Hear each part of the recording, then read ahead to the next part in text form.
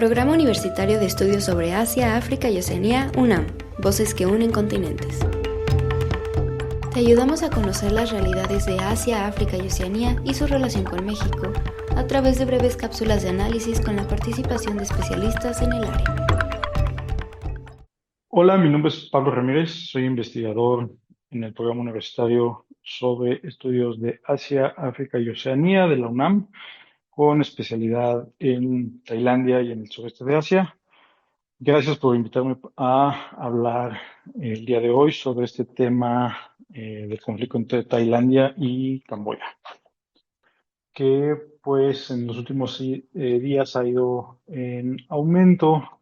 Y esto, bueno, no es una crisis nueva, es una crisis que ya tiene pues casi 200 años, por así decirlo, si no es que más tiempo, pero pues es una crisis que data de los tiempos de la colonia, cuando Francia toma como protectorado a Camboya y de manera pues unilateral decide eh, dibujar las fronteras, ¿no? Y toman sobre todo un templo eh, que es el llamado Preavijar o Pravijar, dependiendo de qué lado de la frontera esté uno. Pues este templo dedicado a Shiva, es un templo hinduista que después se vuelve budista, tiene pues una simbología muy importante en la región y ambos países lo quieren pues tener bajo su jurisdicción. Entonces pues Francia lo pone dentro de su territorio y cuando se va a Francia pues Camboya dice que es suyo, ¿no? Tailandia en ese momento protesta y empiezan a haber conflictos armados. Sin embargo, en el 62, la Corte Internacional de Justicia emitió un veredicto a favor de Camboya, sosteniendo que Tailandia pues había aceptado de facto la delimitación durante décadas porque nunca se quejó ante Francia. Entonces, a pesar de esta resolución, pues los tailandeses nunca la acataron y se mantuvo el desacuerdo, ¿no? Tanto en el plano simbólico como político. Y eh, la última gran escalada de violencia se vivió en 2008, cuando Camboya decide meter este templo de Preah Vihear como dentro de las listas del Patrimonio Mundial de la UNESCO. La UNESCO acepta esta eh, denominación y se reaviva el conflicto con Tailandia, ¿no? Tailandia claramente en ese momento, bueno, pues siente que le están robando el templo eh, y se vuelve un hervidero. A lo largo de 5 años de escaramuzas, alrededor de 35 muertos. Y pues básicamente desde entonces hay una militarización prolongada en esa región y vemos, hasta 2013 vemos finalmente otra vez la Corte Internacional que llega y pues ya eh, otorga de manera oficial la soberanía sobre el templo y toda la zona que lo rodea a Camboya y ordena a Tailandia que retire sus tropas de las tierras aledañas. Este, Tailandia pues sigue sin acatar esa orden y pues se siguen manteniendo estos intercambios de fuego de manera recurrente en la frontera entre Tailandia y Camboya, ¿no? Eh, entonces, esta tensión fronteriza está muy, muy localizada en esta sección durante años. Sin embargo, pues esta vez ha escalado de manera dramática la violencia, sobre todo porque a finales de mayo muere todo empieza cuando muere un soldado camboyano en uno de estos enfrentamientos y ambos gobiernos empiezan a culparse mutuamente de haber iniciado las hostilidades. Se intentan haber, pues, mediación a principios de junio, que no logran reducir la tensión. Y al término de las primeras negociaciones, pues Tailandia anuncia un aumento de su presencia militar en la zona y ambos países degradan sus relaciones diplomáticas al mínimo. Es decir, que Tailandia retira toda la presencia diplomática que tiene en Camboya y expulsa a todos los diplomáticos camboyanos de su territorio, ¿no? Em, para acabarla de echarle más aceite al fuego, el 15 de junio de 2025, la primera ministra tailandesa, Paetongtarn Shinawatra, llama por teléfono al presidente del Senado, Hun Sen, eh, con el fin de abordar las actuales tensiones. Sin embargo, a los 3 días se filtra esa llamada.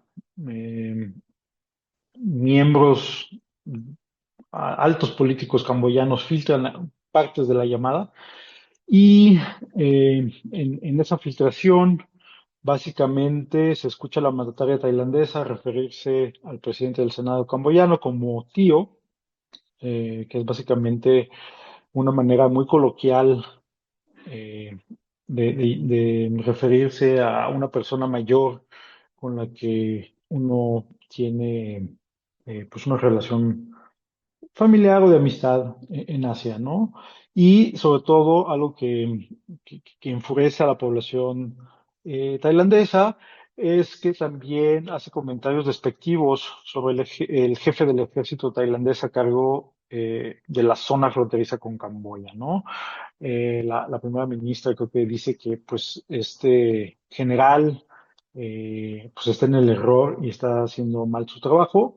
Entonces esto pues incendia eh, las redes sociales y toda eh, la clase política tailandesa y ya de por sí la frágil coalición que existía en el gobierno tailandés, vemos que el partido Bumjan Thai, que es el mayor socio de la actual coalición, decide salirse de esta alianza del gobierno, ya que para ellos la grabación resulta lesiva para la soberanía, el territorio, los intereses y el ejército de Tailandia.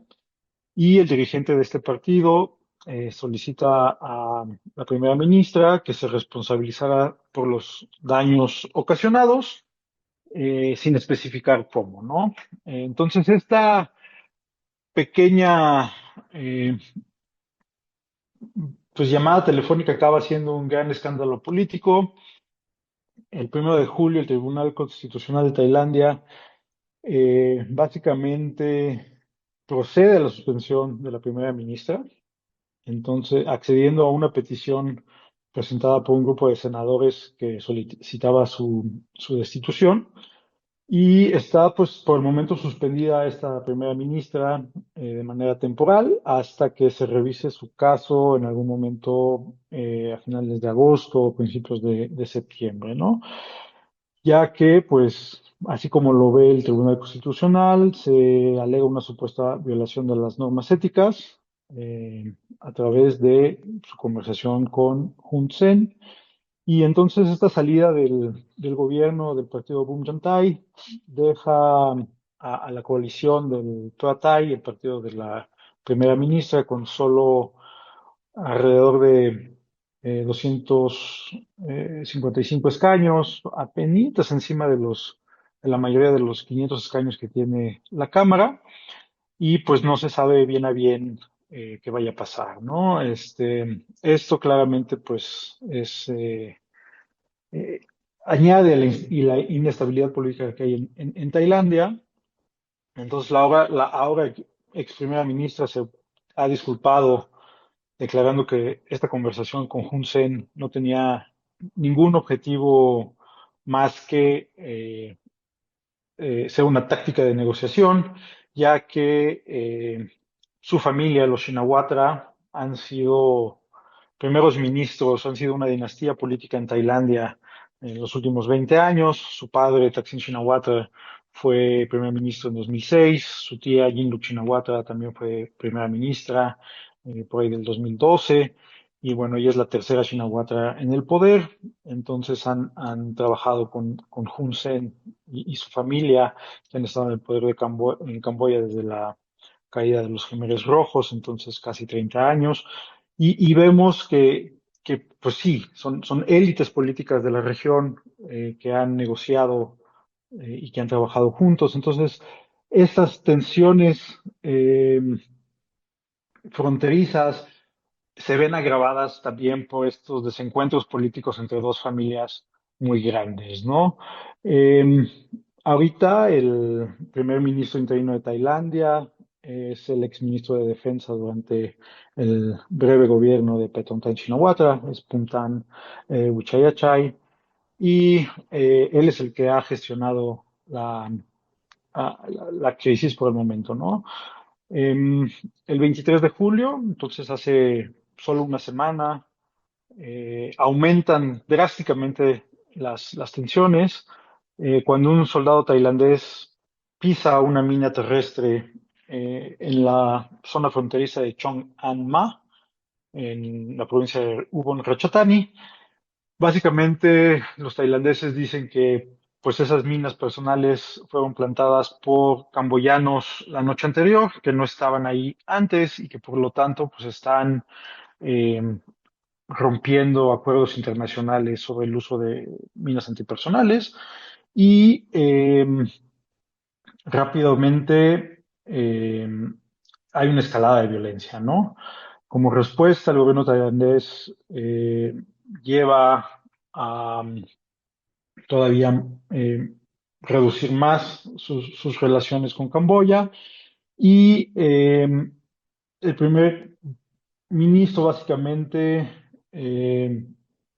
dice que es una violación a la soberanía tailandesa y a las normas de derecho internacional. El día siguiente se registran enfrentamientos armados. Básicamente, Camboya lanza cohetes eh, contra una aldea eh, que impactan pues contra casas y contra, creo que es un hospital, lo cual pues para Tailandia esto representa una agresión y también rompe varios acuerdos internacionales, ya que pues están atacando a la población civil. Eh, de manera retaliatoria, Tailandia bombardea bases militares y posiciones militares camboyanas, causando la muerte básicamente de 14 personas. Eh, y entonces en ese primer día de enfrentamientos vemos, mueren 14 personas del lado tailandés y se sabe de al menos un muerto en Camboya, y además de empezar a movilizar miles de personas eh, hacia lugares más seguras en ambos lados de la frontera.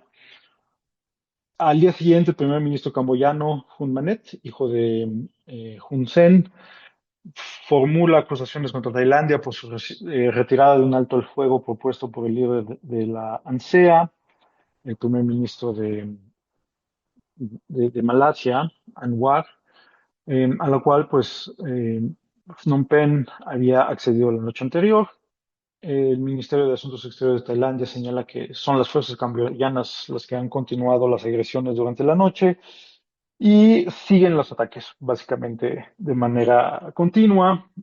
Y esto básicamente eh, pone de nervios a toda la comunidad del sureste asiático, ya que Tailandia también anuncia pues que está considerando el uso de municiones de racimo contra objetivos militares en caso de que fuese necesario, subrayando que pues Tailandia no es parte de la Convención sobre Municiones de Racimo y que por lo tanto se reserva el derecho a usarlos si así lo considera necesario. ¿Y cuál es el peligro del uso de estas armas? Pues es que básicamente al ser utilizadas y al detonar estas armas se dispersan muchas submuniciones pequeñitas en una área muy extensa y pues impactan de manera indiscriminada, ¿no? Entonces, además de que muchas veces se quedan sin explotar y pues pueden quedarse años de manera activa y explotar hasta que pues cualquier persona o animal o lo que sea eh, haga contacto con ellos y los detone, ¿no? Entonces son muy peligrosos el uso de estas armas y Camboya históricamente pues ha sido uno de los países que más ha sufrido de los estragos de el uso, por ejemplo, de minas antipersonales durante los Gémeres Rojos. Todavía no acaba el proceso de minaje en todo el país. Entonces, pues el uso de armas de racimo, pues añadiría todavía más a este tipo de problemáticas, ¿no?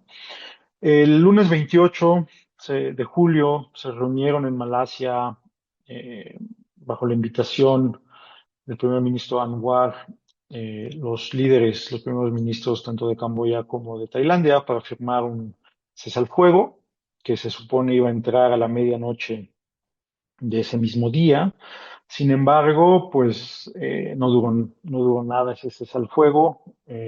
A las 6 de la mañana del martes, Tailandia acusaba de nuevo a Camboya de mantener sus ataques del lado de la frontera tailandesa. Y pues a día de hoy seguimos con los mismos tipos de acusaciones. Alrededor de 350.000 personas han sido desplazadas. Eh, ya estamos en más de 35 muertos en ambos lados de la frontera. Y entre los cuales, pues del lado camboyano se sabe que dos generales de alto rango también han perdido la vida en los enfrentamientos, por lo cual, pues la moral en las tropas camboyanas no es tampoco muy alta. Tailandia ha recuperado territorio que antes estaba bajo control camboyano y que ellos consideraban como suyo. Entonces, este conflicto, bueno, pues no beneficia a nadie. La verdad es que parecía ser eh, que, que- que- que simplemente era una de estas escaramuzas a las cuales estamos acostumbrados entre los dos países, pero ha escalado. No se le ve un fin tampoco demasiado claro. Estados Unidos, Donald Trump, ya estaba hace un par de días, publicaba que era gracias a él que se había llegado al cese al fuego y ya se estaba colgando la medalla en sus tácticas de negociación por estarles haciendo la presión de que si no firmaban un cese al fuego les iba a aumentar los aranceles a los productos tanto camboyanos como tailandeses de manera dramática. Pero bueno, pues inclusive eso no es suficiente como para que se frenen las agresiones, ¿no? Lo que queda claro es que ninguno de estos dos países está preparado para llevar a cabo un conflicto de larga duración. Eh, los ejércitos, tanto tailandeses como camboyanos, pues son ejércitos que están equipados con materiales para el control de problemáticas internas. Tanto en Tailandia, el ejército, bueno, es un ejército que está acostumbrado a controlar los movimientos sociales en pro de la democracia, para, en, bueno, como lo ven ellos, mantener o proteger el status quo de la monarquía. Y por lo tanto, eso ha sido básicamente su rol desde 1932, que acabó la monarquía absolutista. Y en Camboya, bueno, Camboya ha sido eh, básicamente el mismo gobierno desde la caída de los Khmeres Rojos y ha sido un gobierno autoritario que usa a los militares como método de represión. Entonces, no son ejércitos diseñados para invadir otros países, por lo cual tampoco tienen las reservas suficientes como para lanzarse a una guerra de larga duración, ¿no? También los niveles de armamento pues, son bastante desiguales. Tailandia es uno de los aliados de más larga duración de los Estados Unidos en la zona, participa en muchísimos juegos de guerra con China, con Estados Unidos, con Japón, con las grandes potencias mundiales. Está mucho más, está mucho mejor preparado que el ejército camboyano. Pero bueno, hemos visto que eso sobre papel, pues no significa gran cosa, ¿no? Si algo nos demostró el conflicto Rusia-Ucrania, pues es que por más que parezca que un ejército es muchísimo más fuerte, pues a la hora de invadir sobre el terreno, pues no es tan sencillo tener una victoria clara, ¿no? Sin embargo, vemos que este conflicto, pues sí ha habido gente que se ha beneficiado de esto. Eh, Creo que hay dos grandes vencedores, por así decirlo, políticos. El primero de ellos, por así decirlo, pues es la familia Hun Sen y Hun Manet. Eh, Hun Sen, que es el presidente del Senado, quien fuera primer ministro de Camboya durante muchísimo tiempo y que en 2023 pasó el control del país a su hijo, pues digo, al ser un país autoritario, al no haber elecciones libres, la única manera que tiene un líder de legitimarse, pues es de poder representar de esta manera pues el nacionalismo, ¿no? Y qué mejor manera de poder dejar esta imagen del mejor representante de Camboya que a su hijo mediante un conflicto un poco escalado con Tailandia a su hijo que no es tan bien percibido por la población camboyana, ¿no? Eh, entonces, pues sí, es Hun Manet, su hijo, es el que ha ido a negociar a Malasia, es el que ha estado viendo lo de los cese al fuego, pero pues toda la negociación la ha llevado a cabo tras bambalinas su padre Hun Sen.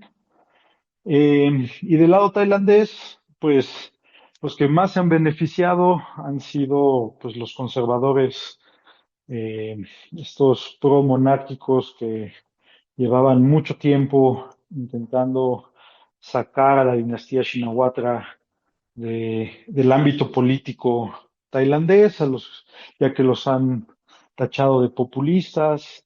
Y pues este escándalo político con la llamada telefónica entre Patong Tan y Hun Sen, pues fue un regalo, ¿no? Eh, Les ha permitido sacar a la última representante de los Shinawatra de la política. Eh, Su padre, Taksin, está también ahorita enfrentándose a cargos de lesa majestad por algo que hizo unos comentarios que hizo hace más de 10 años. Entonces, pues parece que por fin han logrado su cometido y que es el final de la influencia de los Shinawatra en la política tailandesa. Pareciera que en caso de que este conflicto aumentara todavía más ah, hacia una guerra abierta, pues los militares pudiesen decir que, bueno, el gobierno civil no está eh, manejando la crisis de manera adecuada y que por lo tanto eh, sería necesario un golpe de Estado para que los militares lo manejaran de una manera satisfactoria, pero creo que no, o sea, por cómo se está llevando a cabo las cosas, creo que eso no va a llegar a pasar. No creo que sea necesario llegar a dar un golpe de Estado en este momento, justamente porque pues el Tribunal Constitucional eh, en un mes y medio, estará decidiendo el futuro político de Python Time. Entonces no es necesario un golpe de Estado en este momento para desestabilizar más el país. Entonces, pues ahí está eso. El problema es ahora cómo desescalar la tensión que ha estado aumentando y bajo qué términos, ¿no? A la Asociación de Naciones del Sureste de Asia, a la ANSEA, claramente no le conviene que esto siga aumentando. Ya tienen suficiente con el golpe de Estado que se llevó a cabo en Myanmar en 2021 y con la represión salvaje que está llevando a cabo el gobierno, la junta militar por allá. Eh, con eso es más que suficiente en la región para que además se sume este conflicto armado, ¿no? Entonces, creo que van a intentar, a como dé lugar, llegar a un acuerdo. Ahora habrá que ver si los tailandeses están dispuestos a regresar a, a acuerdos, por ejemplo, a las delimitaciones previas a la escalada de violencia que acabamos de vivir, porque pues ellos han recuperado, han ganado territorio. eh, Habrá que ver si están dispuestos a volverlo a ceder, sobre todo porque pues se han muerto soldados, se han muerto civiles tailandeses en, eh, pues en un conflicto que ellos consideran que no empezaron y que por lo tanto pues devolver lo que han ganado lo considerarían a lo mejor pues como injusto, ¿no? Entonces hay que ver qué pasa. En todo caso, las tensiones siguen muy altas, las redes sociales están inundadas de mensajes políticos y mensajes de odio entre las dos poblaciones. Es una locura ver eso en tiempo real y el uso de bots y de inteligencia artificial eh, para echar tierra a uno u otro bando, pues está bastante impresionante en este conflicto, ¿no? Entonces, eh, no sé, es interesante ver cómo, pues en 2025, estas viejas rencillas vuelven a tomar tanta importancia y cómo logran desestabilizar una región que estaba levantándose de manera muy, muy dinámica después de la pandemia y que pues esto puede afectar gravemente otra vez el turismo para sobre todo Tailandia, ¿no? Entonces hay que tomarlo con pinzas, hay que ver qué pasa en los próximos días y hay que ver cómo la Asociación de Naciones del Sureste de Asia logra desescalar esto porque pues va a ser un ejercicio interesante para ellos poder negociar todo esto de manera interna sin la presión de las otras potencias grandes, ¿no? Estados Unidos, bueno, ya amenazó con los aranceles, habrá que ver si en efecto los instalan para hacer presión y también ver qué hace China, porque China es uno de los aliados más importantes tanto para Tailandia como para Camboya, sobre todo para Camboya. Entonces, habría que ver qué papel puede jugar China ahí como mediador, aunque, bueno, por lo que han dicho ambos países, por el momento no les interesa negociar con gente de fuera, ¿no? Entonces, bueno, esa es la situación a día de hoy.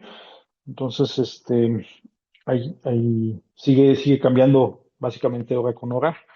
Eh, Esperemos que no sea algo que se extienda demasiado en el tiempo y pues nada, o sea, es de los pocos eh, conflictos armados que tenemos en esa región del mundo pues pone de nervios a todos, ¿no? Entonces, espero que esto explique un poquito la situación para todos ustedes. No sé si tengan alguna pregunta o alguna aclaración de qué es lo que que quieran profundizar sobre este tema.